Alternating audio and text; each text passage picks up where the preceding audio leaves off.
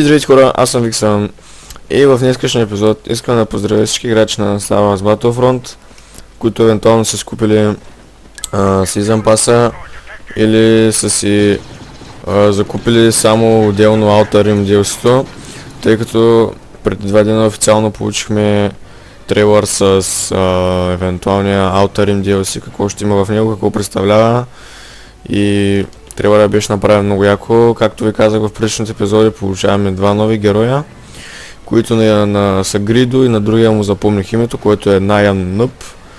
Както ви казах, той се е возил в кораба на Хан Соло и го получаваме като герой. Доколкото разбираме от трейлъра, ето вижте, пускам ви трейлъра да го видите, много да ви хареса и се връщам с малко, за да го обясня някои неща.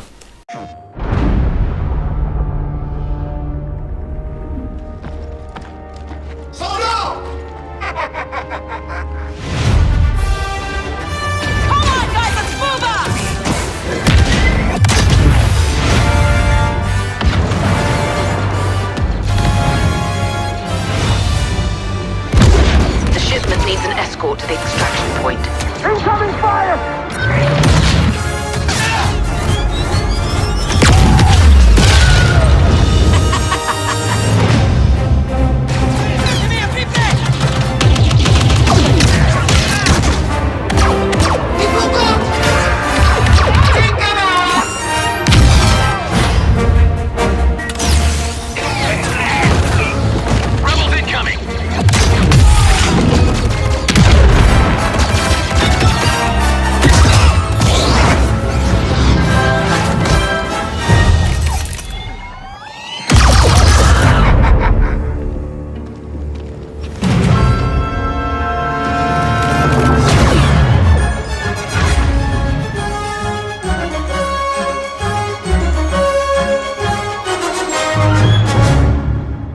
Available now.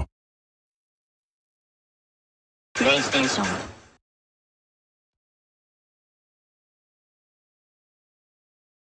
И здравейте хора, върнах се, дано да ви е харесал трейлъра на Outer Rim DLC-то. И така, сега да ви да обясня някои неща, какво всъщност сте видяли. Иначе това е трейлъра на Outer Rim DLC-то, който го има или който си е купил Season Pass, ще го има когато е готово. Тези, които имат Season Pass, ще го получат 2 седмици по-рано. И това го видяхте какво представлява и трябва да излезе съвсем скоро. Това е около март, в момента сме към края на март. И значи какво трябва да представлява това нещо. Както ви казах, имаме два героя, които се наричат Гридо и другия го запомних, който е Ниян Нъп. Ниян Нъп е този, който ви обяснях, че е карал хилядолетния скол на Хан Соло, заедно с един приятел на Хан Соло, обаче неговото име не го знам, от Беспин беше планетата му. Ще имаме 4 нови мапа за двете планетите, не са нови. 2 мапа на Сулст и 2 мапа на двореца на Джаба ще имаме. Също така те ще са много големи. Двата ще са, и всички са различни. Ще съпортват най-различни гейм модове. И също така ще има нов гейм мод, който се нарича Extraction. Империята трябва да пази техните саплайове, докато ребелите трябва да ги отмъкнат по някакъв начин. Какво представлява саплай пота? Това нещо е като летяща маса, върху която има някакви провизии, които трябва ребелите да ги отмъкнат. И то сме умирали, бе. Които ребелите трябва да ги отмъкнат за себе си. И както видяхте на трейлъра, на този supply pod има Squad Shield, който всъщност ще бъде малко в полза на нас, тъй като да имаме малко допълнителна защита, защото иначе просто няма как. Така, до тук с тези неща, какво друго ново има? Друго ново имаме нови оръжия и нови стар кардове и пауър-апове също. И нов трейд, евентуално, защото наскоро го видях новия трейд. Значи новият трейд и всичко друго ви е показано вътре в трейлера. Аз после ще ви обясня какво е направило, ако на вас не ви е станало ясно. Ами, единият трейд, т.е. новият трейд, който ще имаме, е такъв, който като го натиснете и възобновява живота. И възобновява живота много бързо и то. Това ще бъде от голяма полза.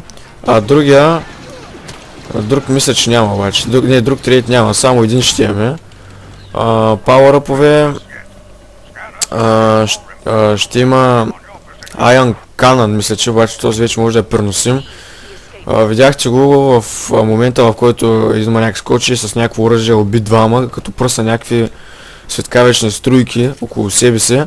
Това представлява това нещо, което може да работи не само срещу войници, а и срещу някакви превозни средства, защото е Ion.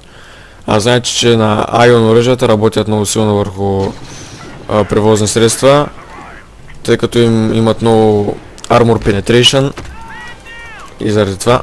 умри бе.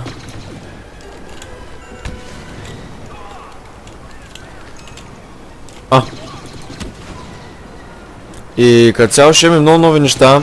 Също така ще имаме вече и оръжие, което ще пробие този щит, защото по принцип като си го пуснете, вие не може да го пробиете с стреляне, което е наистина тъпо. И затова ще имаме оръжие, което да му пробива щита и да го убива. И също така едно много яко нещо. Това ще бъде, мисля, че се казва газ бомб или нещо такова, което като се хвърли, пуска газ около себе си, той е токсичен и така убива около себе си всички. Да се надяваме, че няма да е много опнато и да го нърфнат скоро време, ако е опнато всъщност, още не знаем. Star Wars всъщност играха известно време, направиха, мисля, че цял ден стрим на Outer Rim и показаха какво представлява и какво има вътре в него. Днес не изглеждаше много яко и нямам въобще никакво търпение да излезе в скоро време. Защото наистина е много красиво и всичко. Много е динамичен мапа и въобще наистина ще е нещо много красиво и нямам търпение да излезе, за да може да ви го покажа, тъй като вие знаете, че аз съм си купил Season Pass и ще ви мога да ви показвам по-рано какво някакви други работи. Сега, да продължим с това, какви са... това ще го пусна някъде. Да продължим с това, какви са special ability-тата на специалните способности на нашите герои. Тук що взех това нещо, Proximity Bomb, което е един от способностите на Ion Nub. На Ion Nub има, както видяхте в трейлера, който ви пуснах, той може да ползва такива proximity бомби като специални способности.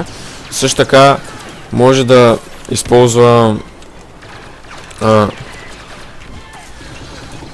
има и Pulse Cannon, който може да го използва много често, а другото е да сложи турет, който е обаче много по-опнат от обикновените турети, тъй като изстрелва такива много по-силни патрони, които са, мисля, че са огнени, не че са огнени, ми експлодиращи патрони.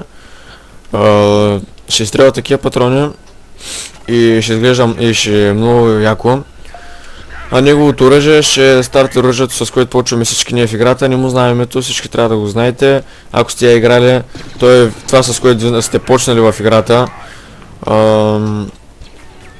Обаче сега, ето вижте, Proximity бомба убиме ги трите. И много яка е частта, когато Ion Nub слага Proximity. Това ще е един от другите способности на Ion Nub, вижте го. Обаче неговото ще да изстрелва такива патрони експлодиращи. А смешната част в трейлера е когато Ion Nub залага една Proximity бомб и в нея се хващат няколко човека и той после отзади се смее. Това сте го видяли на трейлера, ако сте го изгледали. И да, като цяло може да очакваме много яки неща, също така и Гридо. Както видяхте в трейлера, Гридо има също много яки способности. Едната от тях е да хвърля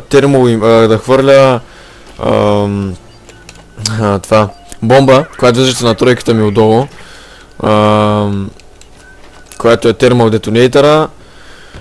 И обаче отдолу, където му е, ето тук бара, ето тук има един бар, където му показва живота и също така отгоре се зарежда нещо. Това нещо се зарежда и отстрани има едно термал имподър и термал детонатор. Значи това нещо може би, ако много го заредиш, ще може да хвърляш вече термал детонатори, а не термал имподъри, а не термал детонатори, което ще изглежда много яко и наистина ще е доста яко това нещо. Също така, той ще има някакво сетиво, което ще бъде. Това сетиво ще може да виждаш през стените хората. Ще може да виждаш през стената хората.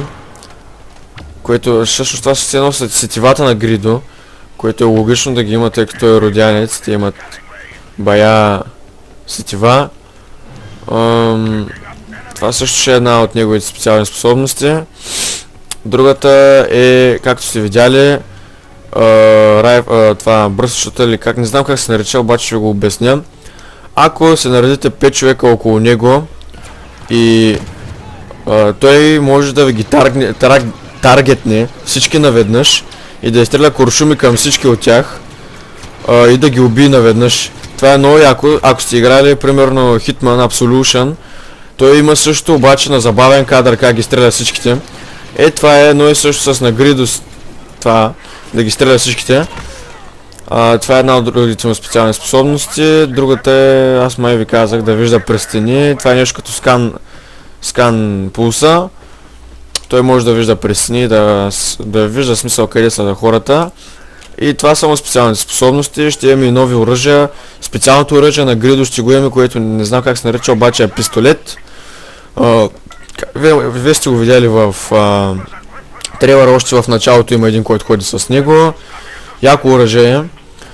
Според мен ще бъде яко оръжие.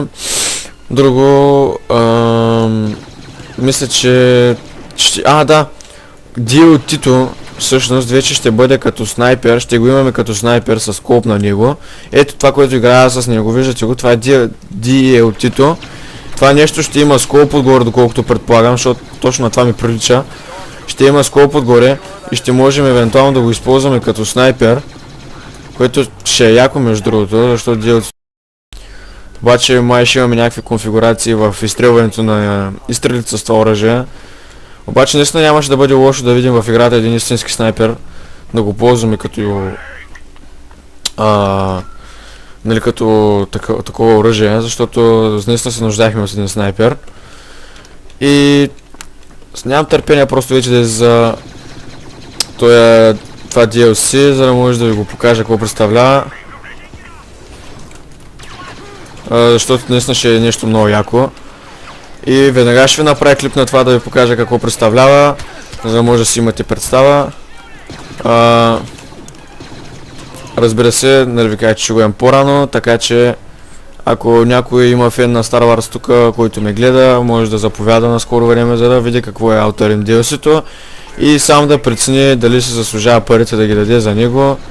Обаче според мен наистина си ги заслужава, тъй като получаваме много яки работи и въобще всичко.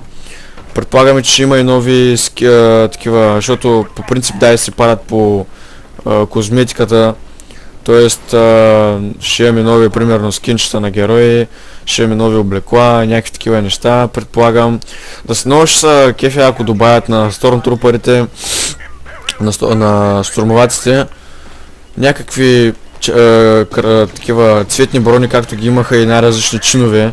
Това ще е много яко. Да се надяваме само, защото това ще изглежда много яко в принцип, да имаш такъв скин. Аз в принцип мисля, че е редно да го добавя това нещо, тъй като да знам, той е един от най-големите фактори в целия Star Wars, защото го нямаме за пръв път. Също и във войната на клонираните сме го имали и сега ще трябва да го имаме просто. И наистина ще е много по-яко с него. Тук хвърлям термон, по да ли бягам. Аз си взех много живот с това нещо. И както знаете, ще имаме 4 експеншън пака, не знам дали EA се замисля да правят още. И тези експеншън пакове ще са евентуално, както сега за първия Outer Rim, той външния пръстен, следващия предполагам ще е Беспин, който ще е въздушния град, от който е този човек, за който ви говорех. Други евентуално ще са, което очаквам с много голямо удоволствие да го имам вече. Той ще излиза към края на 2016 година. Това е Звездата на смъртта, Дестара, ще го имаме като DLC хора, официално обявен. Ето вижда тук Outer Rim. Тук може да прочетем сега нещо и четвърто вече няма четвърти експеншън пак няма заглавие и не знаем какво ще има. Ето виждате, да. И мисля тук да приключим епизода, хора. Дано да ви хареса този епизод и за всички Star Wars фенове бъдете в очакване, които са си купили Season Pass-а. Всеки момент би трябвало да излезе новия смисъл новия, който е Outer Rim. И дано да ви хареса този епизод, хора. Аз бях Виксън, може да се абонирате, да харесате клипа и очаквайте нови клипчета на най-различни туториали и така нататък. Довиждане, хора.